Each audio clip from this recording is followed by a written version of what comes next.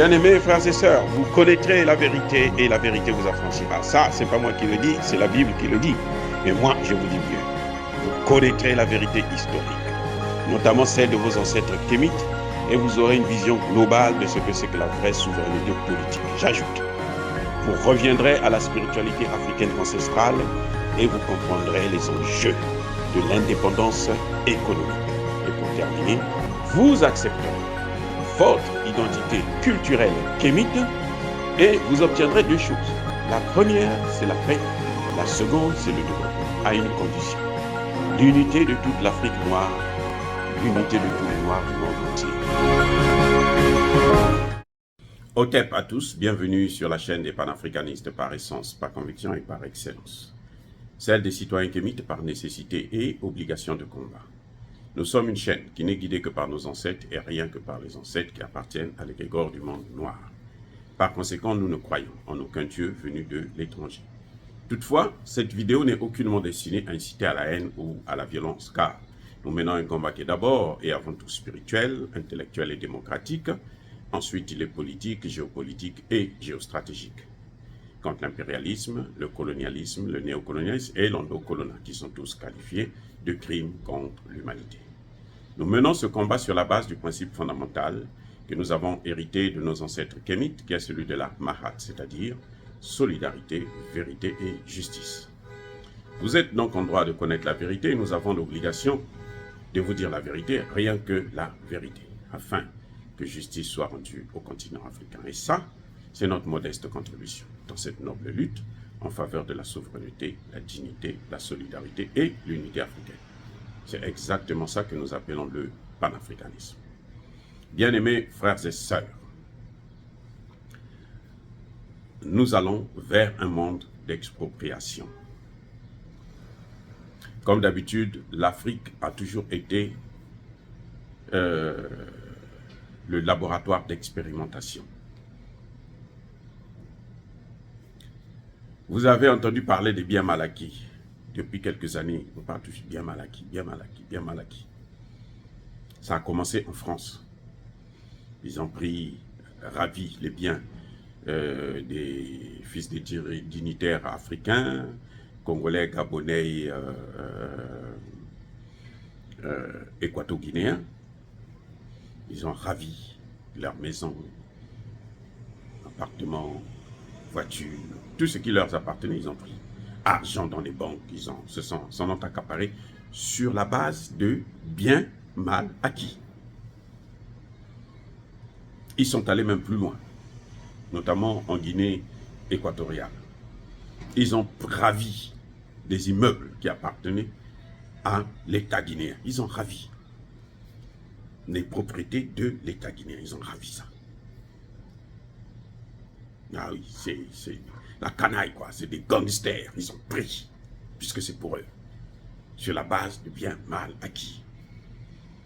Et ce phénomène a quitté la France et est venu vers les États-Unis et le Canada. Au Canada, il y a aussi des fils de dignitaires. Il y a aussi des dignitaires. Il y en a d'autres, on leur a même interdit de mettre pied au Canada.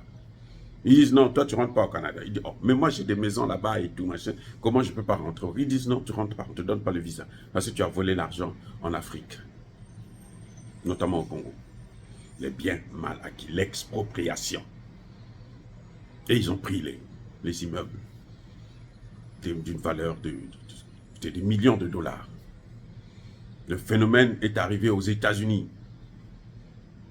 Ah oui, vous vous souvenez, la petite fille du président Denis Sassou Nguesso, sa mère lui aurait acheté un appartement dans le building de Donald Trump. Ça a soulevé un tollé.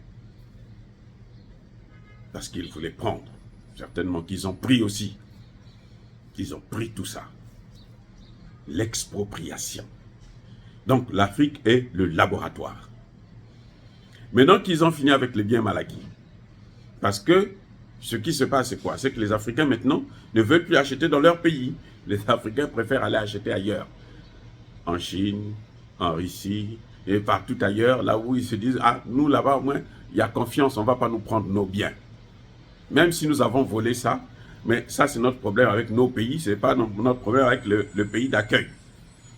Et ils ont oublié que eux, comme ils connaissent que ce sont des biens mal acquis, et ils ont gardé ça pendant plusieurs années, ça devient du recel du bien volé. Donc eux aussi, ils sont complices. Ils ont oublié ça. Non, là, il n'y a plus de droit, le droit ne s'applique plus. Comme ça marche bien, l'État peut se permettre de prendre, d'exproprier des individus. Qu'est-ce qu'ils font? En France, maintenant, on veut appliquer la même procédure sur les populations françaises. Et ça va s'étendre. Hein. Alors, ça va venir au Canada, aux États-Unis aussi. La France devient maintenant le laboratoire des grandes puissances. Comme la France est tellement affaiblie et appauvrie, avec une dette colossale de 3 000 milliards de dollars, l'équivalent de plus de presque 120% de son PIB, qu'est-ce qu'elle fait? Elle est en train d'approprier, maintenant d'exproprier les populations des individus.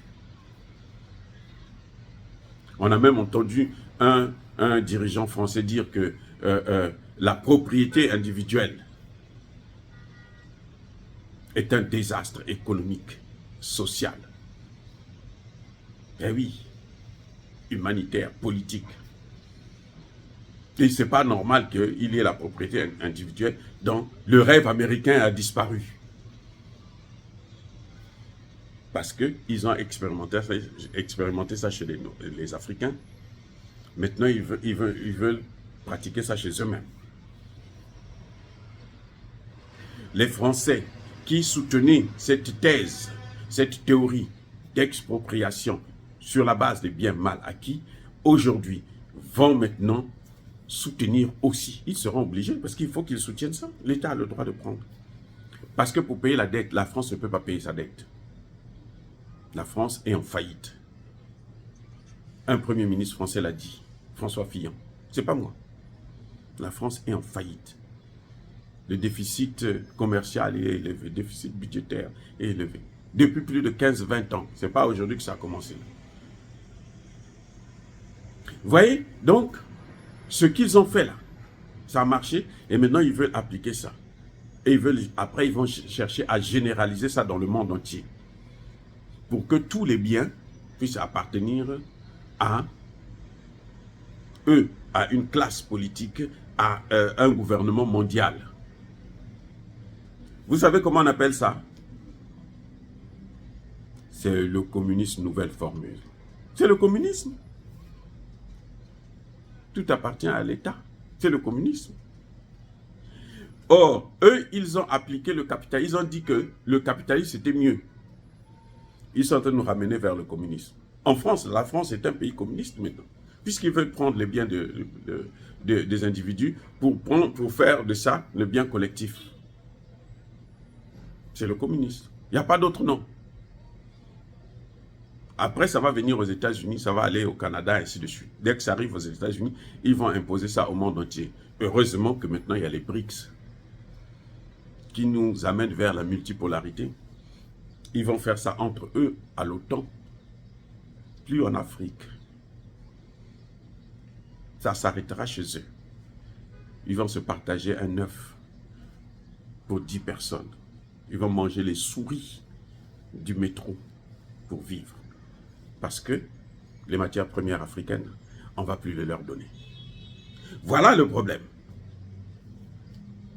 Ceux qui parlaient des biens mal acquis là, maintenant, vous voyez, même vous qui avez acheté vos appartements, qui avez travaillé pendant longtemps en France, on va vous prendre vos appartements là. L'État sera soit copropriétaire, sinon l'État va tout prendre. On va multiplier les raisons et puis l'État prend et puis l'État gère. Dire cela, c'est inciter à la haine ou à la violence. Non. Bien aimés frères et sœurs, Yaba, colère, ve, yamalève. Encore une fois, soyez bénis, abondamment bénis par le Dieu des Kémites et par nos ancêtres angélisés. Mais que tous ceux qui persécutent le continent africain le pillent et le déstabilisent, qu'ils soient noirs, blancs, chinois, arabes, indiens, qui qu'ils soient maudits, punis, foudroyés, neutralisés, effacés, écrasés par ce Dieu des Kémites et par nos ancêtres angélisés. Vive l'Afrique éternelle. J'ai dit et j'assume.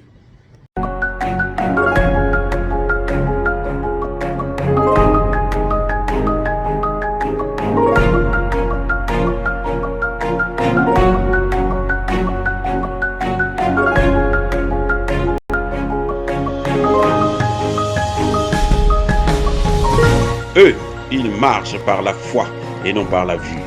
Mais moi, je vous conseille vivement de marcher par la connaissance scientifique et historique, notamment celle de nos ancêtres kémites, par les 5 sens et par l'intelligence. À vous, à Pierre.